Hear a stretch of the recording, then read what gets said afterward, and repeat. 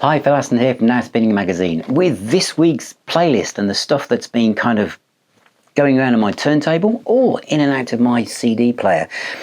This selection of tunes or albums has been inspired by my recent appearance on the Sea of Tranquility show, especially the show I do with Pete, where we look at tracks that define guitarists, and a lot of this is from episode 2, and these are all guitarists chosen by Pete Bardot. And after that I went away and obviously played a lot more albums from these artists myself. Some aren't in that list, but anyway, the first one is rock, and it is Ratt, Infestation. And I've recently interviewed Carlos Cavazo, who's now in King Cobra, and obviously he was on this album by Ratt as well. And talking to him and listening to him talk about the times of Quiet Riot and everything, I thought, I don't have the new King Cobra album at this point, but I thought I'll listen to this. And it's a great album. 2010, wasn't it, it came out? And I've always liked Ratt, and this was a real, it belongs in the Ratt canon. It really does. Now, one of the guitarists that we did mention in the show we did together with Pete was Larry Carlton, and who I don't have a lot by, to be honest. I love jazz guitarists, but I don't have a lot by that guy. And I picked Lee Retinour before that, and I've got everything by him. And I know Larry and Rit have done, have done quite a few albums together. Well, a few stuff anyway. So I was looking around for something where I could really dive into his playing, and probably one of his most famous songs is Kid Charmaine from Steely Dan, The Royal Scam. And Steely Dan are a band that just keep giving every time you play the records. They're clever, lyrically, musically. They feature lots of great guest guitarists, great artwork, wonderful music. In fact, as I sit here talking about this album, I think this will be the one that I put on after I finish this video again, because I've really liked playing it. I really, really have. So it's 1976, I think, this one. Gosh. The other one I've been playing is Gov't Mule, and it is this album, Gov't Mule, called By a Thread. And the reason why I picked this one is because of Broke Down on the Bravos, which features the dirtiest Gibson guitar sound ever, courtesy of Mr. Gibbons from ZZ Top. This is a great album anyway, but that guitar duel that they do on the opening track on this album is fantastic. I love Warren Haynes. He can do no wrong in my eyes. He can do anything. He can play dub reggae, he can pretend to be Pink Floyd, he can pretend to be Black Sabbath, he can do jazz fusion with John Scofield, he can do anything, but he certainly does the blues. And this is a fantastic album. Loved it. I've already featured this on the channel before. It's from the Gary Moore box set that recently came out, and it's because of the track The Prophet that I've been playing this. This is still going in and out of my CD player a lot. Has there been some vinyl action? There has. And it's Motorhead. And the reason why, again, this is from the Pete show. We were looking at Fast Eddie Clarke and what tracks where he's played guitar solos that I've really thought, wow. That was an interesting question, because there are quite a few. There's Capricorn, Metropolis, but it was actually a track that's not on here, although it's on the CD version. And it's called Like a Nightmare, which is the B-side of No Class.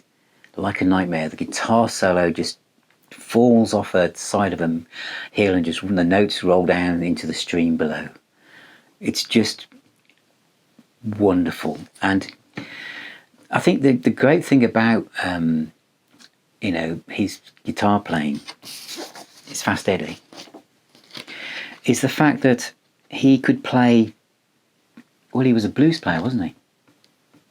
In a raucous punk metal band, but he still kept that in his playing. And even when he was with Fastway and he did Trick or Treat, he still kept it. He was able to adapt to anything that he played. I think he's a... It's amazing to think that all three members of this band are no longer with us. You know, in 1979. So I've been playing Overkill by Motorhead, which is obviously very different to Steely Dan, but there you go. So that's been played quite a lot. Some of the others might seem obvious, but maybe not, because sometimes I can revisit things where you might think, I don't need to hear that ever again, because it was played so often when I was younger that I'm tired of it. You'll see what I mean when I come to that. But the other one I've been playing is Jeff Beck. I've been playing a lot of Jeff Beck because the BBA live box sets come out. But this one, which is called You Had It Coming, is my favourite Jeff Beck album of all time. The track I picked from this for Pete's show was called Blackbird. It's 1.5 minutes long. But it shows Jeff Beck playing his guitar alongside the natural bird song of a blackbird, mimicking it with the way he's very gentle technique of the tremolo arm and his fingers, because he plays with his fingers, Jeff Beck. He's sadly missed. It was almost like he drew magic out of the way he used all of his hands on the guitar. But this album has, I mean, Nadia is another one, or Nadia, Rolling and a Tumbling, Dirty Mind, Rosebud, Left Hook, Loose Cannon, Suspension, Earthquake. This album touches so many different styles, and it shows that Jeff Beck never stood still. He never stood still. He was constantly evolving and pushing the guitar forwards. You know, as I've said before, you know, Jimmy Page, Eric Clapton, Jeff Beck are from the Yardbirds. All of them went to the top of their mountain and made camp there, where they could look down and survey the land that they'd conquered, like from, you know, Led Zeppelin or Cream or whatever. Jeff Beck went to the top of his mountain and looked up and saw more mountains to climb, and just kept going, and just kept taking the guitar to places that you couldn't have imagined. I really think he's the most important guitarist there's ever been. And I've become more and more, my thoughts have gone that way in more recent times as well. I've also been playing a bit of Chicago. I've got a couple of their box sets, and this one is their second album. I don't have the Steve Wilson remix, but I really, really like this, you know, a band that released loads and loads of double albums at the time. I've also gone back to more traditional stuff. I recently did my top Rolling Stones tracks, and obviously when I do anything like that, people comment and it makes me go back and re-listen to stuff. So I've been listening to Sticky Fingers, and it's made me realise that tracks like Sway and Can't Hear You Knocking, and the reason is Mick Taylor. I picked Bitch when I picked this album before, but now it's Sway. And it's Sway because when you listen to the end of Sway from this, and you hear that really fast fluid guitaring going on, all those kind of like really, those triplets and everything, you think, this is a Rolling Stones song? How often do you hear rock guitar like that in a Rolling Stones song? But, and Can I Hear You Knocking? It's great, great, great stuff. So Sway has entered my top 20 Rolling Stones tracks. I've also been playing Bat Out of Hell, and because of Todd Rundgren's guitar playing on it, because I was saying to Pete that Todd Rundgren, in the UK, we didn't really know much about him. Well, I didn't at the age that I was. And so my first exposure to this guy, I knew him as a producer probably more than anything, was this. You know, with a guitar that sounded like a motorbike, Montrose perhaps. But the guitar solo and the bombastic nature of a song and the cover, you know, this operatic, storytelling, cinematic, completely over the top approach. The guitar playing is just brilliant, isn't it? I mean, I've seen people play air guitar to that song and bounce up and down on a Monday night in a nightclub in Birmingham. Could have been me. But yeah, I've been enjoying that. I just love the angst of it. And my last two are vinyl records. The first one is a almost perfect compilation up until 1974, and it is Alice Cooper, Greatest Hits. In fact, the first Alice Cooper album I ever owned, was this. I'm 18. Is It My Body, Desperado, Under My Wheels, Be My Lover, School's Out. Interesting, tagged on the end of side one. Hello, Hooray, Elected, No More Mr. Nice Guy, $1 Billion Babies, Teenage Lament, and Muscle of Love. Great cover. It's iconic in itself, isn't it? Doesn't exist on CD. I don't think so. Well, why would it need to? And if it did, it would be 3 times as long.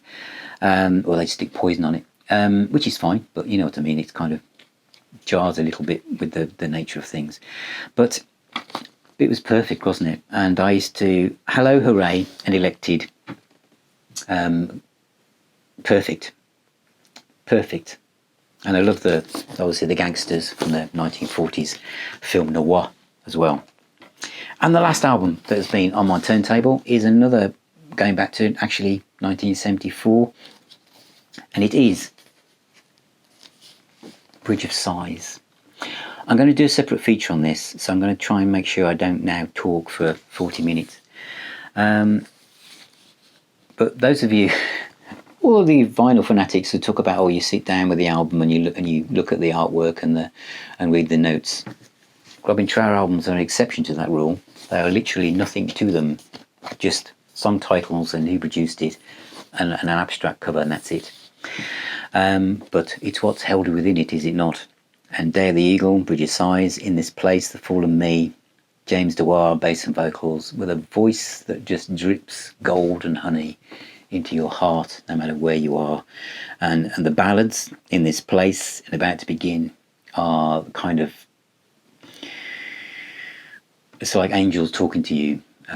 It's just beautiful. Day of the Eagle, Bridge of Sighs, all those people talk in the background. It's like a groove that just could carry you off. It's just fantastic. But the song anyway, I was trying to latch onto, which is the one I mentioned in the Sea of Tranquility show, is Two Rolling Stone. Now I bought this on single to start with, which has the first solo and then stops.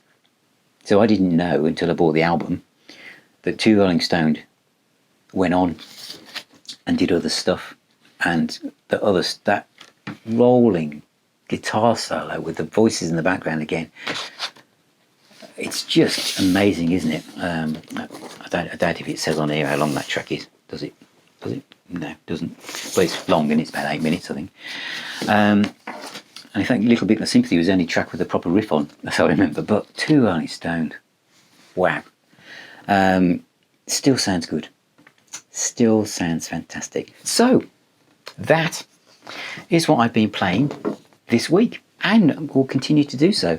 There's a lot of Van Halen obviously in my radar as well, but let me know what you're playing. Let me know what you think of the things I picked, if you wish. Let me know what you've recently discovered, or something new, or something old, or borrowed, or blue. And it'd be great to hear from you. Please consider becoming a patron to help support me more, to do more of these. You get to see all my videos before anyone else, and lots of exclusive stuff as well. Become a YouTube member, or you can just do a one-off donation and buy me a cup of tea. So remember, music is the healer and the doctor. Take care everybody, keep spinning those discs, and I shall see you very, very soon.